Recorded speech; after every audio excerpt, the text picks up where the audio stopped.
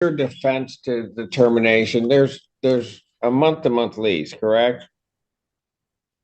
Well, there was a change in agreement as well, Your Honor, and history and backstory that is very much applicable to this situation. I would like to first bring to your attention that I'm a lifelong long-term renter, residentially, longest term 13 years, 13 years, and 8 years. Um, Commercially, I leased an upstairs office at Nichols Arcade from Wilson White Management at that time for 15 years. I have never had a problem paying my bills or until COVID, and which I contracted in fall of 2019, which began a horrendous downhill slide of health, illness, income, and has basically rendered me indigent at age 68. I have tried to get help from agencies, and I have not even heard back from Hawk as to, after my appointment on Monday, as to, how things went. There are many issues beyond what is apparent on the ledger sheet. And when I initially agreed to move into this home, I had another one lined up as indicated previously in our hearing. I requested to stay only 3 months. The plaintiff demanded 6 months because she needed me to watch her home while she and her husband, the landlord, went to Florida for a very long vacation, over 6 weeks, I believe it was, in 2020, beginning of 2022.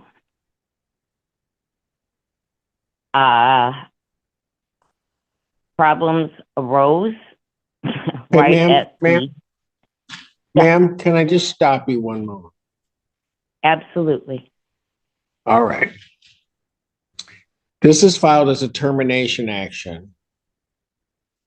And fundamentally, the issue is going to be because of there is no lease, is going to be,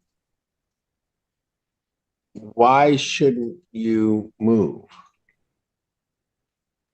Your Honor, I've been before you previously, and I have 3 functional disabilities, electrohypersensitivity, which makes me incompatible with any of the wireless utility meters, internet, Wi-Fi, cell towers, etc. This home has also been mitigated for me with the acknowledgement and cooperation of the landlords, who years prior to my tenancy had replaced the utility meters with opt-out meters when I made them aware of all the issues of electromagnetic frequencies. They have Ethernet installed, and we had things mitigated to reduce the interference of electricity and wireless devices, including Stetzer filters in the plugs of electrical plugs of the home, which was also by verbal agreement, my loan to them on their above floors for the use of the landline digital cable phone, and that which has been denied to me and does not allow me to send more information to the court. My impression from the papers that I was given, and as I indicated in the prior hearing, Judge Barr had said other ones needed to be entered that apparently were not needed. This is collection and termination. Had I had my phone line not turned off to me after I faxed in the confidential contact information requested by the court, I would have been able to send to you a letter from Ms. Peel that she wrote to the Department of Health and Human Services when I applied 3 years ago in 2020, stating that, you know, I was in dire financial circumstances and having problems paying rent with the prior landlord. I did not know at that time I had long COVID. It was also the plaintiff who did the research and informed me in late spring of 2022. But they have awareness of all my frailties and vulnerabilities, which they have not been honoring in any degree, and knowing how very difficult it is for me to find a safe place to live, and I'm going to have to move rurally. There is no housing, affordable senior housing, et cetera, I can be in because of everybody else's need for wireless devices, which are beyond hazardous to me. I suffer from post-traumatic stress disorder from a car accident where when I requested aspirin, they wouldn't give it to me, but narcotics and opiates that were not compatible with me, and a closed head injury that was not diagnosed for 1.5 years.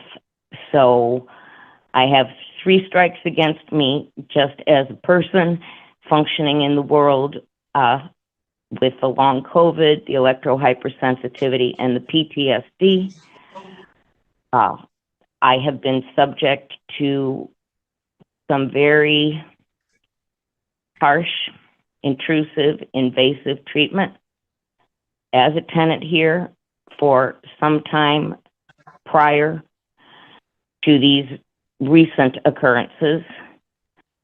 And the assumption that one has of autonomy, privacy, and enjoyment of property when renting a property have also been denied me. Okay, Ms. Gerler, Yeah. I'm going to stop you for a moment, okay? Sure. Those aren't a basis for me not to grant a judgment to the plaintiff, or at least possession. The issues that you're talking about may relate to their monetary claim, but as to the issue of possession, why shouldn't the landlord get their property back? Let me try to put it that way. Your Honor, I was under the impression that Hawk and other agencies would be assisting me with the back rent so that I would have time to find a suitable place, because I will literally be on the street with my possessions. I would say that would be today's equivalent of delivering a head on a plate. I have nowhere to go. I have no vehicle. I live as a virtual shut-in with restrictions. Okay, I understand that. Your name, ma'am? Pamela. Okay. Ms. Peel, you've heard all of the circumstances. You're aware with this defendant. How much time would you give her to vacate the premise? Your Honor, I have asked her to pay up or move out since June of 2022. I am a very kind-hearted person. I was aware of the circumstances. However, this whole thing, I'm in my 70s. I depend on my rent for paying my bills. And I kept asking her, hoping, praying that she would leave. And she was unable to do so. And I can no longer carry her on my back. All right. Literally, it's. I hear you, and I understand because of the pretrials in this case, where this case was. So, how much is owing? The The amount of rent owing is $11,995. That's about. Okay, right. So the problem for both of you is even if Ms. Gerler, and just listen to me, even if Hawk were to assist you, given what their maximum amounts that they would be able to assist, you'd still have to come up with $9,000. Okay? So there's part of that's the big issue. So when Your we Honor, get to that, pardon me. pardon? I would just need to inquire about those figures because when I spoke with Autumn on Monday, she said that they had, I believe, a maximum of $5,000 they can issue. She was going to reach out again to Faith in Action for me, whose monies Ms. Peel, the plaintiff, declined in July of 2022, and at that time, other affiliated agencies would have brought me current there was $2,985 owing, but because the plaintiff refused the offers of money, that other monies were not forthcoming. And the plaintiff also knows I have been sequentially ill on a regular basis. There's no soundproofing between the downstairs, upstairs. They hear me hack, cough, sneeze. Ma'am? So ma'am, I'm letting you Ms. know Gerler, it is illness, chronic illness. Yes. Ms. Gerler, whether it's 5,000, 3,000, we can get into that argument, but you'd still have to come up with the other 7,000 if it's 5,000. I mean, the problem is that those other amounts are going to be your difficulty. Your Honor, I don't believe that I should be culpable and responsible for the monies they declined in July 2022, the $2,985, which would knock the equivalent of $3,000 off of the total. When I spoke to Autumn, she said that she would also pursue with Faith in Action. I was denied by Department of Health and Human Services for reasons I don't know, because my mail is being held and I have not gotten that back to me. When you're only making $1,100 a month on Social Security, I don't know why I was denied, Your Honor. I can no longer work. I was self-employed. I understand that, Ms. Gerler. Ms. Gerler, I understand all of that. But when we all boil it down, the reality is the funds aren't there. And so if the funds aren't there, what's really going to end up happening is you're going to have to move. As I see it, and I'm looking at the case, it isn't a matter of whether or not you will have to, it's a matter of when. And I would ask that the landlords, knowing my circumstances and situation, please grant some lenience in this case, as they may be leaving at the end of the month to go on a 2-month Florida vacation. I have tried even to get people to help me pack, and people are not available due to our upcoming holiday. I am at this point. Okay, Ms. Gerler, let me ask you this. I'm weak. Ms. Gerler, in your mind, how much time do you need to move? To be very Not realistic, saying I'm going to give you that much time. How much time? When could you be out? To be realistic, sir, requiring the assistance and the fact that I may move very far away, I would likely need till the end of January because I have quite a bit of things to take with me. Okay, so you need to the end of January. Yes. Ms. Peel, would you give her to the end of January? Consult with my husband for 1 minute.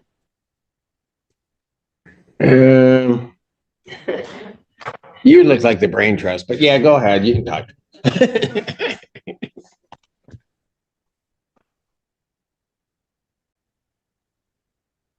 Would be willing to do January 15th. Okay. So you won't do Your Honor, January. that's not possible. I apologize for interrupting. It's not possible, sir. Yeah. Ms. Gerler, hold on. Yeah.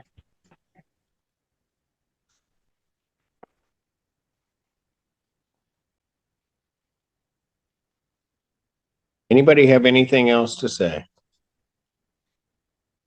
Before I give you my ruling. Your Honor, if there was anything else beyond hold on, I did not hear it. This is. No, okay. I was just asking if anybody else wanted to say anything else before I issue my ruling.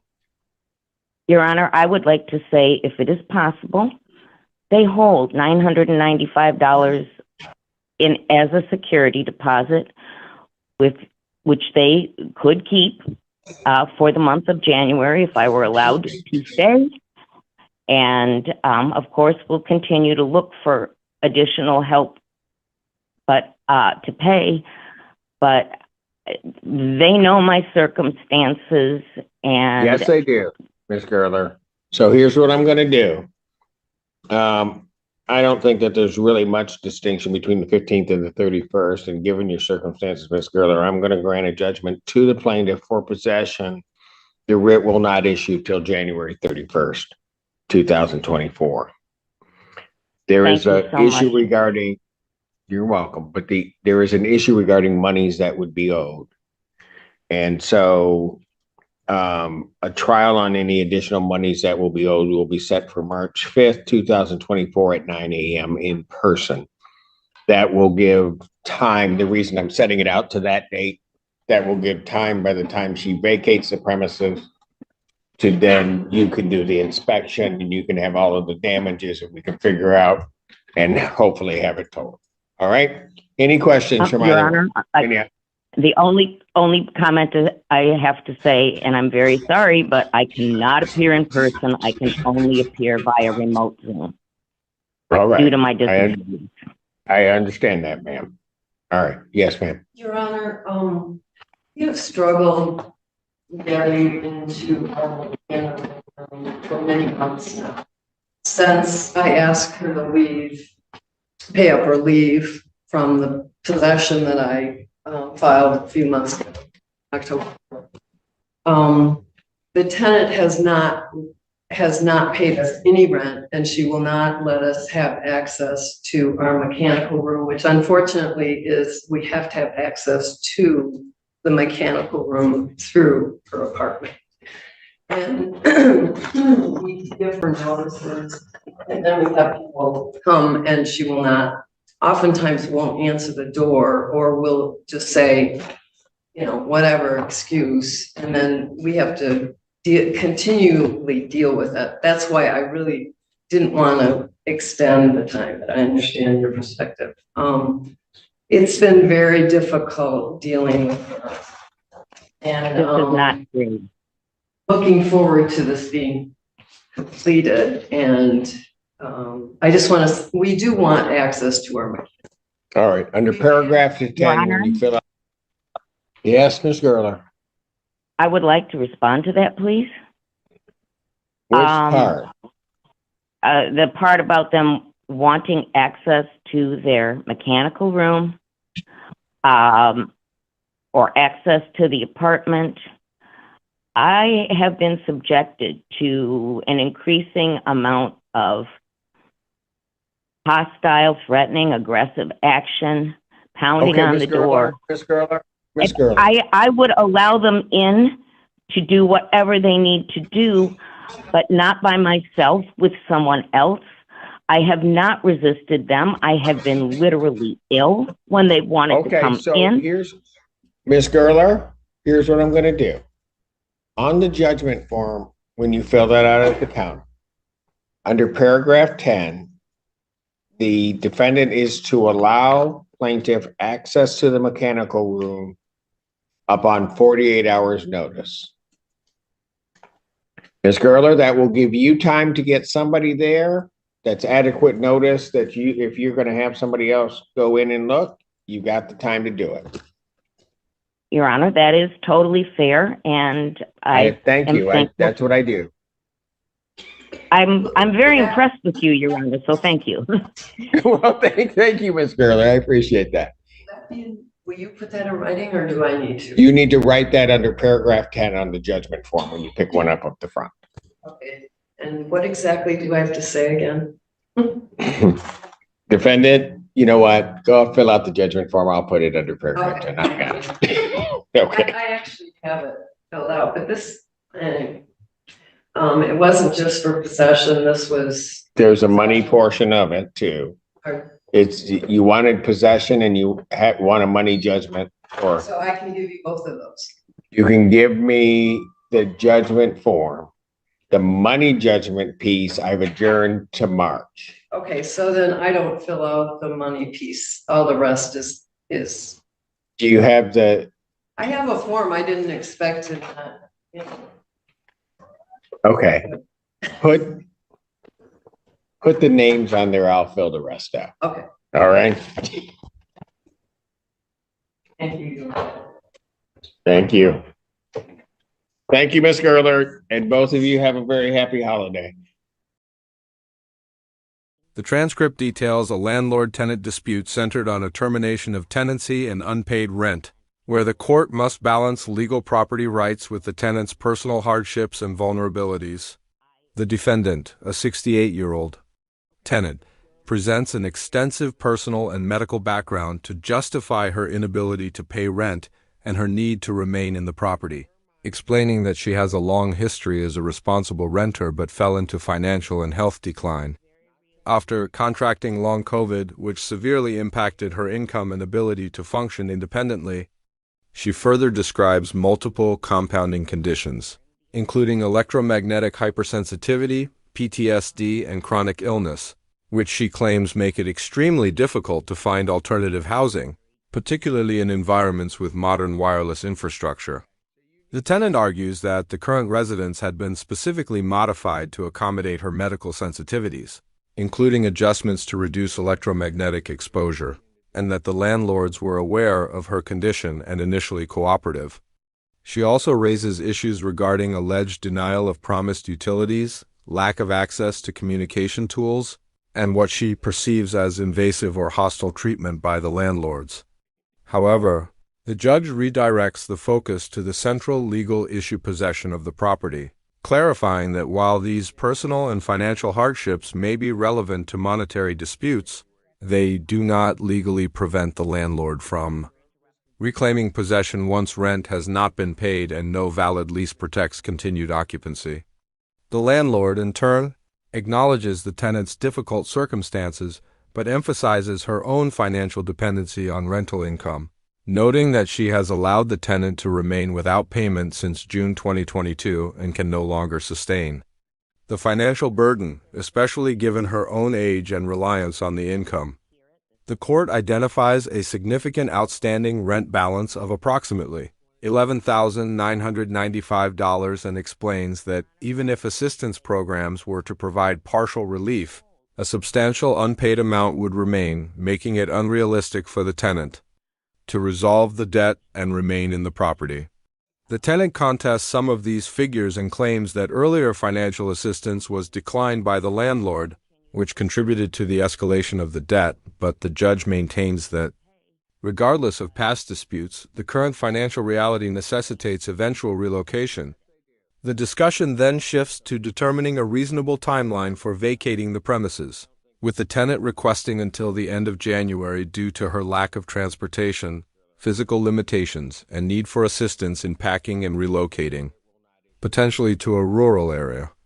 The landlord initially proposes a shorter deadline of January 15th, citing ongoing difficulties in dealing with the tenant, including lack of access to the property's mechanical room and repeated issues with compliance. Ultimately, the judge exercises discretion and grants possession to the landlord but delays the issuance of the eviction order until January 31st, effectively providing the tenant with additional time to relocate while still upholding the landlord's legal rights. The court also schedules a future hearing to address any remaining monetary claims, including unpaid rent and potential damages, allowing time for property inspection after the tenant vacates. Additionally, the judge addresses ongoing access disputes by ordering that the tenant must allow the landlord access to the mechanical room with 48 hours' notice, ensuring that necessary property maintenance can proceed while also giving the tenant time to arrange for a third party to be present due to her concerns about safety and prior interactions. Throughout the proceedings, the judge demonstrates an effort to balance empathy with legal obligation, acknowledging the tenant's hardships while emphasizing that the court cannot override fundamental property rights due to personal circumstances alone. The outcome reflects a pragmatic resolution that provides the tenant with limited relief in the form of extended time while affirming the landlord's entitlement to regain possession and pursue financial recovery through proper legal channels.